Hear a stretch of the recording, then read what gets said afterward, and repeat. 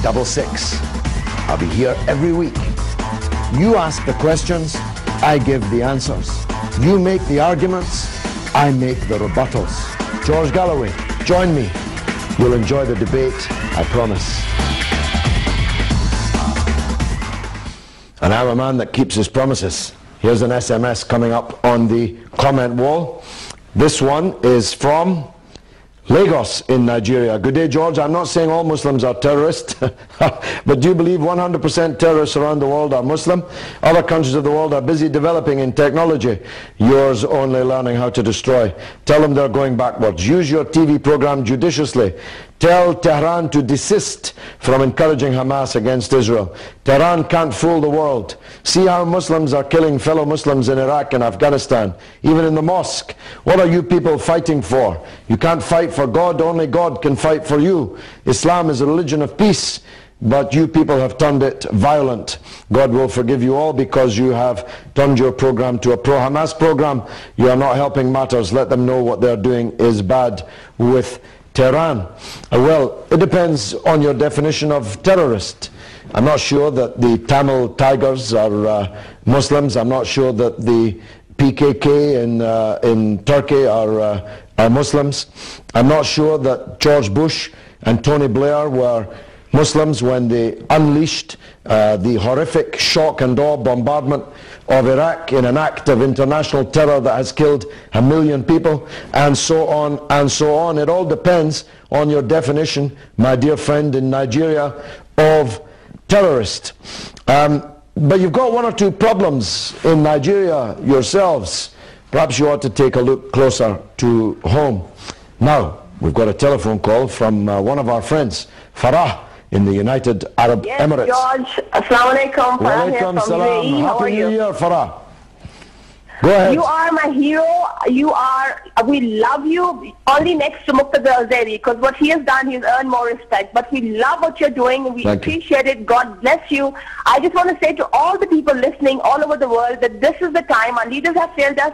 Please, if you can't get out of the street, write emails to the newspapers, get in there, express yourself, and make sure that at least we say what we mean. And I support all the Muslims and all the people in the world who stand for humanity. God bless the Gazans, and I love you, George. Thank you very much. Bye-bye. Thank you so much, Farah. That's very, very kind of you.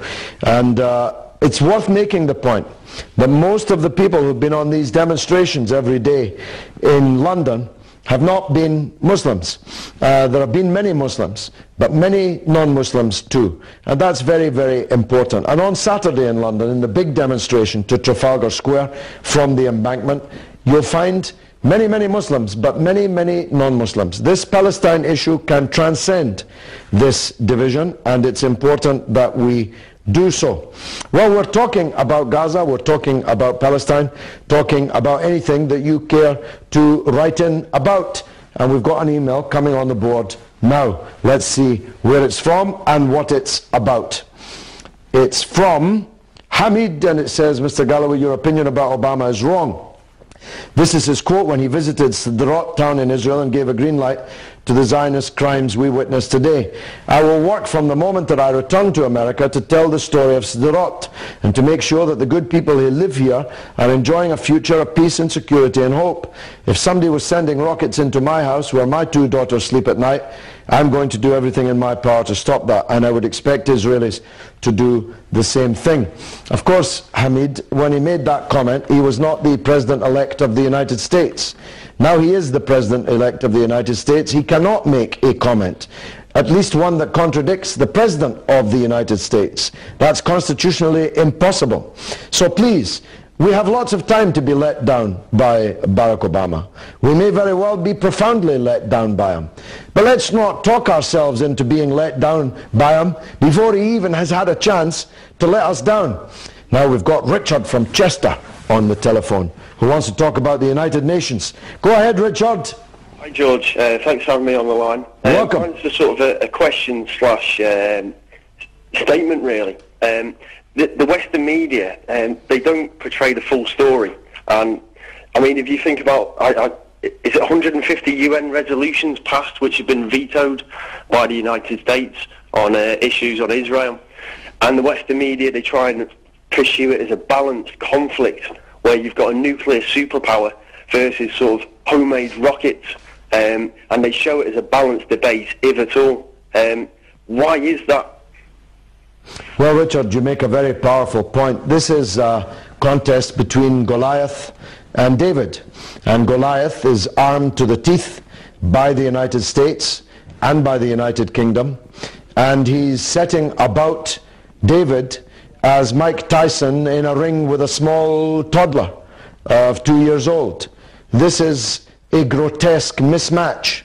This is the world's most powerful aeroplanes firing the world's most powerful missiles, the world's most powerful warships firing the world's most powerful shells from way out of the firing line where they can't be hit back.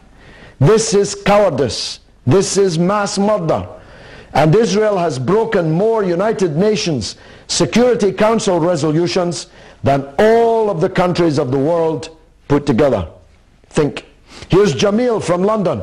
Another telephone call. Jamil, go ahead. Yeah, hello. Thank you very much, Judge Galloway. Welcome. I really appreciate all your efforts and all your struggle and the rest. Thank you. You know, actually, I'm a student of international relations, and I take my time to follow up the situation in Gaza, and then you are one of the people that make the rest of the world to understand that what is going on in Gaza is not a war, but it's a massacre, and it's a genocide that the whole world, we are opening our eyes and looking at the situation that is going on. Because I've never seen any country in the world, I've tried to do my research, read all over again, looking at the situation in South Africa before, during the time of the apartheid, that 1.5 million people were being condoned in a particular area because there is over 6 crossings that are being blockaded by the Israel, and the 7th one is being blockaded by the Egypt, and these people are being confined in this place. Jamil, we've got your point, and I'm grateful for it. You better attend to that child that's seeking your attention there, because your point is a very powerful one. 1.5 million people are crammed into a tiny area. It's one of the world's most densely populated patches of earth on the entire planet.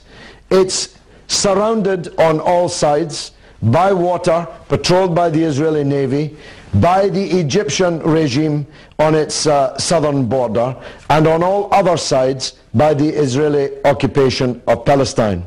There are only 2 entrances and exits, one controlled by Israel and the other controlled by Egypt, which is in turn controlled by Israel and the United States. These people are in the biggest concentration camp on the earth. They were starving and they were dying. Let's go quickly to an email if we've got time. From Rob, I'm appalled by the lack of real facts and big misconceptions about many things as revealed in the words of all your many callers, and indeed you, the moderator. As I observed, there are major similarities of misleading but parochial timeline information among the Arab leaders in your media. On the current conflicts, I would advise that those who live in glass houses should not throw stones. Peace is achievable if you could demonstrate to stop the rocket firing. Arabian hatred and lack of unity will not do them any good. It's time you think, it's time you change for the better. Well, we were determined to squeeze that one in because we want all points of view here. Well, it's been a marvelous show, and if you've enjoyed it as much as I have enjoyed presenting it, you'll join us again next week at the same time here on Comment on Press TV. Don't forget The Real Deal with me on Sunday nights at 8:06. And you can catch me on the radio too, Talk Sport, every Friday and Saturday night from 10 till 1. Keep it Press TV. We tell the truth, fair and balanced, not like Fox.